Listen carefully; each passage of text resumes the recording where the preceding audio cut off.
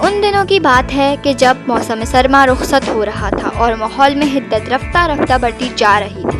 بدلتے ہوئے رنگ اور موسم کے اس ماحول میں شاہی محل میں ایک ننھی مہمان کی آمد ہوئی، جس کی آنکھیں ہرنی کی سی خوبصورت تھیں۔ اس پیاری سی شہزادی کا نام شفیقہ رکھا گیا۔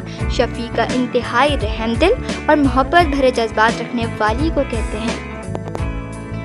شہزادی شفیقہ کی پرورش شاہی محل میں بہت ناز و نام سے ہوئی، مگر اس کے سینے میں غریبوں سے محبت کرنے والا دل تھا۔ وہ ہر ایک سے بہت اچھی طرح ملتی تھی اور سب کی پریشانیاں دور کرنے کے لیے بیتاب رہا کرتی تھی۔ وہ بہت اچھے اطوار کی حامل تھی، کسی سے کبھی بھی بدتمیزی سے پیش نہ آتی اور سبھی کا احترام کرتی۔ جو بھی اس سے ملتا وہ اس کا گرویدہ ہو جاتا۔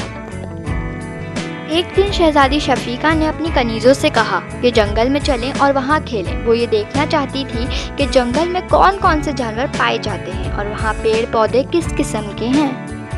جنگل کی سیر کے دوران ایک کنیز نے بے دہانی میں مکڑی کے جالے پر ہاتھ رکھ دیا، جس سے جالا ٹوٹ گیا۔ مکڑی کو بہت غصہ آیا، اس نے کنیز کے ہاتھ پر زور سے کاٹ دیا۔ تھوڑی دیر میں مکڑی کا زہر اثر کرنے لگا۔ کنیز کے ہاتھ کی رنگت نیلی نیلی سی ہونے لگی۔ تمام کنیزیں یہ دیکھ کر ڈر گئیں۔ ان کی سمجھ میں نہیں آ رہا تھا کہ کیا کریں۔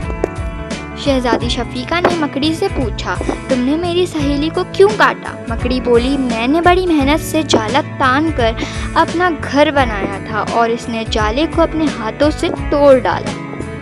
شہزادی نے مکڑی کی بات سن کر کہا، ٹھیک ہے، مگر میں یقین سے کہہ سکتی ہوں کہ میری سہیلی نے تمہارا جالا جان بوجھ کر نہیں توڑا ہوگا۔ اب کیا تم اس کے علاج میں مدد کرو گی؟ مکڑی بولی، جب تک میرا گھر دوبارہ نہیں بنایا جائے گا میں مدد نہیں کروں گی۔ شہزادی نے کہا، تمہارا گھر میں بنا کر دوں گی۔ ایک کنیز کے پاس ریشم کے باریک دھاگے تھے۔ یہ بہت خوبصورت اور انتہائی نازک تھے۔ شہزادی نے نہایت احتیاط سے مکڑی کے لیے جالا بننا شروع کیا۔ شہزادی کا خلوص اور رحم دلی دیکھ کر مکڑی کا دل بھی نرم پڑ گیا۔ تھوڑی ہی دیر میں شہزادی نے ریشم کے دھاگوں سے مکڑی کے لیے نیا گھر بنا دیا۔ سبھی یہ دیکھ کر بہت خوش ہوئے اور ان کے منہ سے بے ساختہ الحمدللہ نکلا۔ مکڑی بھی بہت خوش تھی۔ تو یہ ہے کہ یہ نیا گھر اس کے پرانے گھر سے کہیں زیادہ خوبصورت، نازک اور آرام دہ تھا۔ مکڑی کو جب نیا گھر مل گیا تو اس نے بھی اپنا وعدہ نبھایا اور شہزادی کی کنیز کے جسم سے اپنا زہر چوس کر نکال دیا۔ اس دن کے بعد سے مکڑی نے بات بات پر غصے میں آنا اور دوسروں کو کاٹنا چھوڑ دیا۔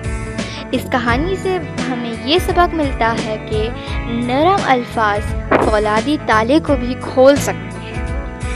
نیچے دیے گئے سوالات کے جوابات کمنٹ سیکشن میں لکھیے۔